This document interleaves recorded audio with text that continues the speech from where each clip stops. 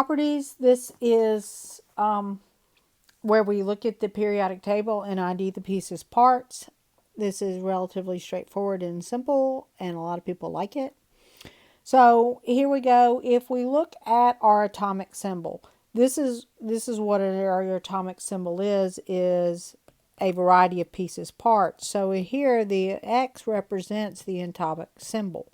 Now we use X because there's no X on the periodic table. The only one is Xe, but so X would be your unknown.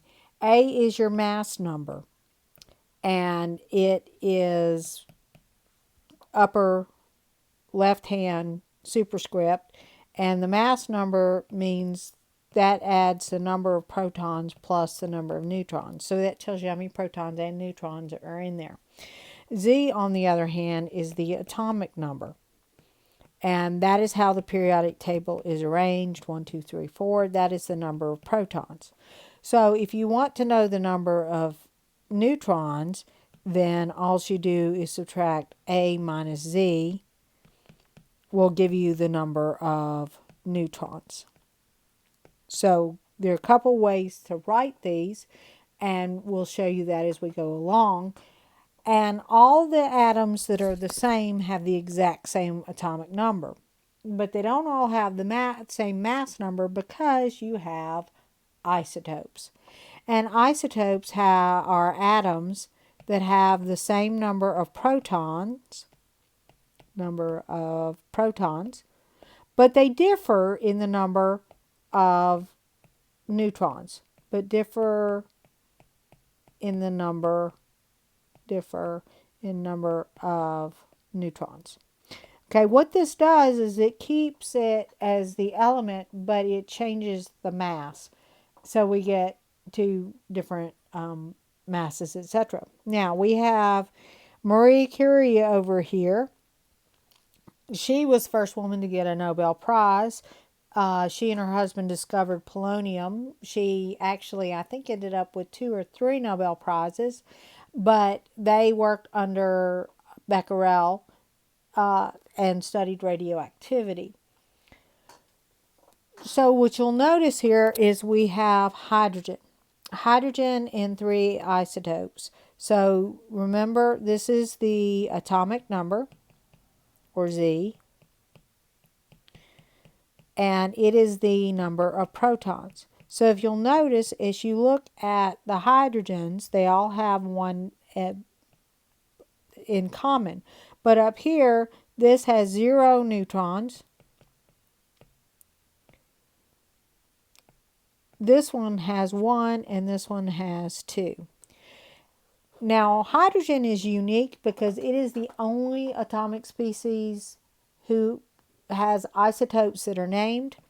This is deuterium. We use this one because when it combines with oxygen to form deuterated water, or what we call heavy water, we can use the properties are different from that of regular water, so we can use that to identify some chemical properties.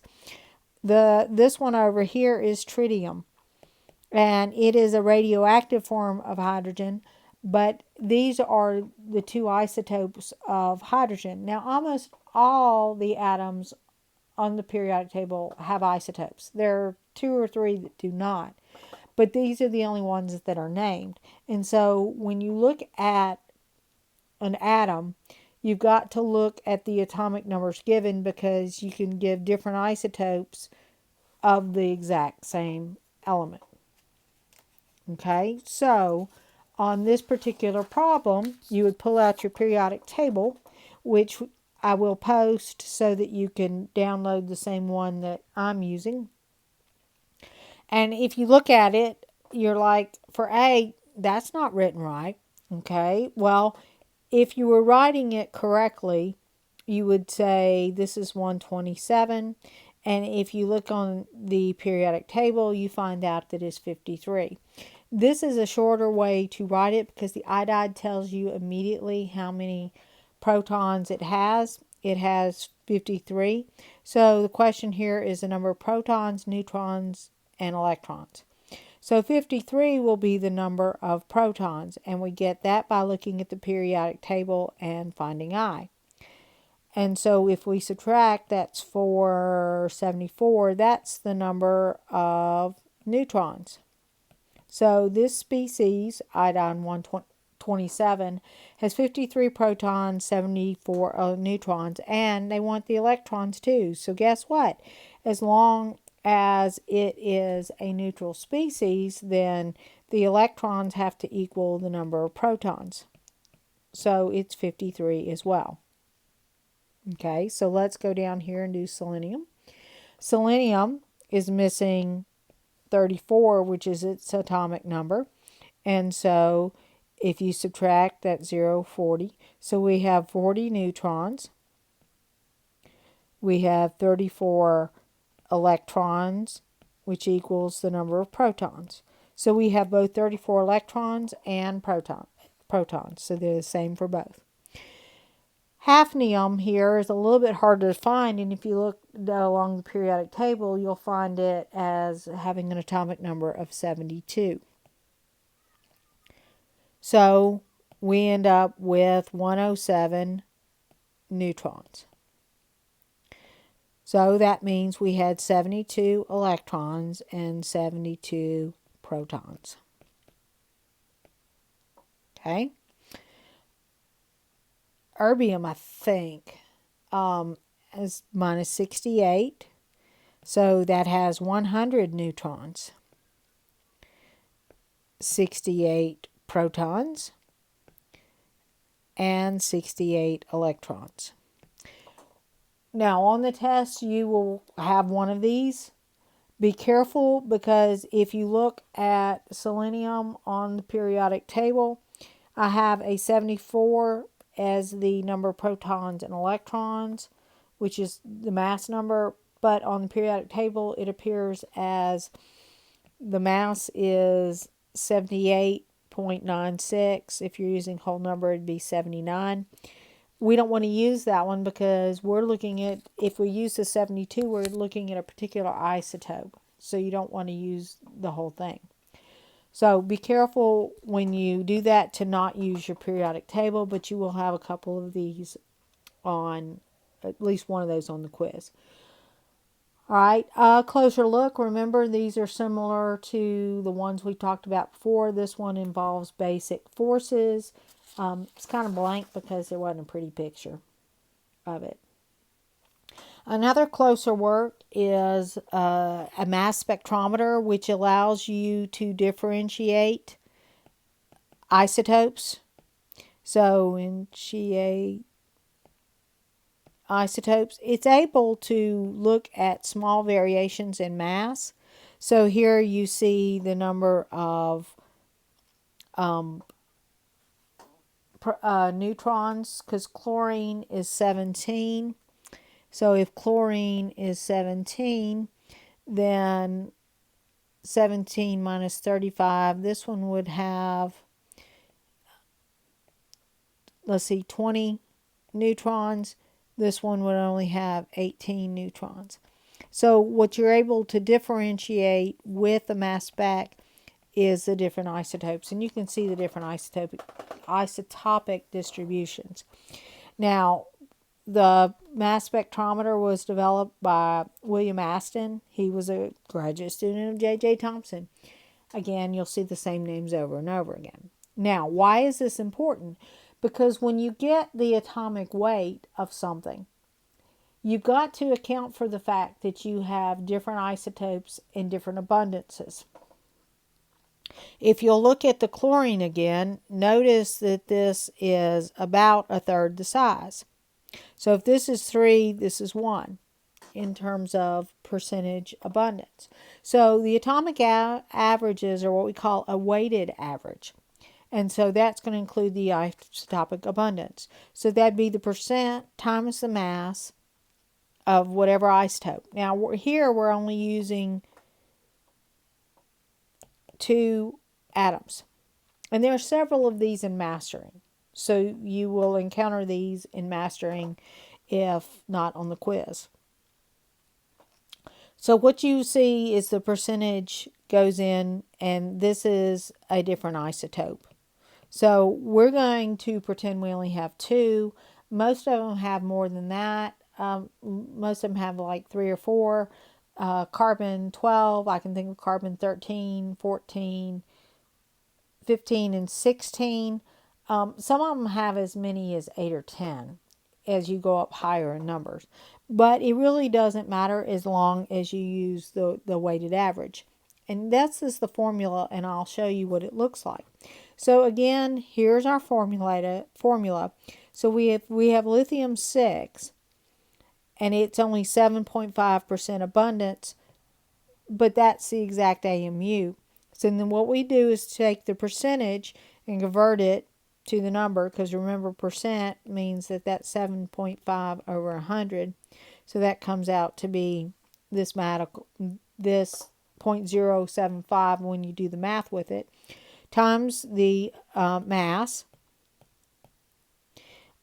plus, and I ran out of room here, so this is the percentage and the mass of B. This is the mass of A, and this is the percentage of A, this percentage of B. So when we do it, the math, we end up with two values that are added together. And if you'll notice that you didn't take the two and add them together, because you've got 6 and 7. So if you averaged them as just a normal average, added them together, equal weight, you get about 6.5. But if you look on the periodic table, you're going to get a number that's much closer here. Now, every periodic table varies slightly, depends upon when they did the atomic abundance and how many isotopes they used, which is why I prefer you use the one I post. But if you'll notice, this number is closer to 7, which makes perfect sense, because we have 92% that are 7. So it's going to be closer to the number. If we had 92% that was 6 and only 7.5 that was 7, then it would be closer to the 6 AMUs, not the 7. So as you do this, it's a simple equation, simple formula to plug in and follow through on. The problem is remembering to convert percentages to decimals. So when we look at the atom on the macro scale, if we look at it on the atomic scale, then you're talking about individual atoms. If you're using it in lab where you have lots of them, then we call that the macro scale. So by definition, in order to use that, 1 AMU is 1/12 the mass of a carbon of C12. So this is the symbol for an AMU, and it's that many grams. Okay, now in biology, they refer to this as a Dalton. Not all biology, but some of them. Okay, so if you look at any periodic table, mine or anybody else's, standard features are the atomic number here. Okay, and remember, the atomic number is the number of protons plus the number of neutrons, and the atomic weight, which is, I just did that backwards. So that's just the number of protons. The atomic weight is the number of protons plus the number of neutrons with all the isotopic abundances calculated. So when you look at a periodic table, you don't tend to have atomic weights that are even, like 39 is not 39.000. Even carbon 12, which is your base point, is not 12.0, because once you calculate in all of the isotopes available, you get 12.01 or 011, 0107, depends upon what the periodic table are that you look at. So you will always be given a periodic table to look at the values. You just need to use the one I give you so that we're all talking about the same values. However, some of y'all may have been forced to memorize. I don't I don't do that.